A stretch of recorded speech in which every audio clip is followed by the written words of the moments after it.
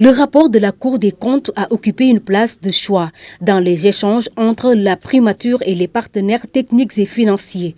Une rencontre qui intervient dans un contexte marqué par le supposé scandale à la gestion des fonds force Covid-19. Devant les bailleurs de fonds réunis au sein du G50, le Premier ministre rassure. La Cour des comptes a mis le temps qu'il fallait pour analyser et formuler des recommandations.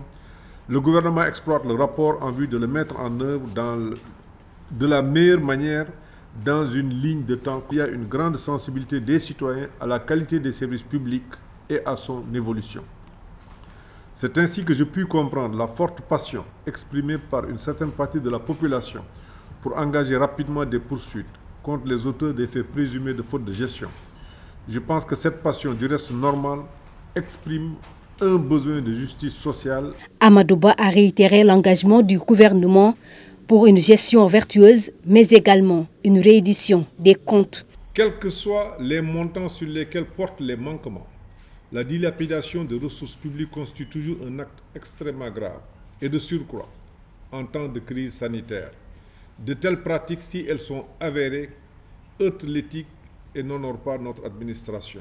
Les partenaires techniques et financiers, pour leur part, se disent rassurés. Nous avons été rassurés par toutes les interventions de son Excellence le Premier ministre, qui nous a fait part, non seulement à travers le rapport de la force Covid délivré donc par la Cour des comptes, de sa détermination et son engagement à travailler non seulement à la mise en œuvre des recommandations qui ont été mises en évidence par ce rapport, et cela dans le cadre de la transparence, de la redevabilité et de la réédition des comptes. Rappelons juste que le rapport de la Cour des comptes a suscité une vague d'indignation dans le pays.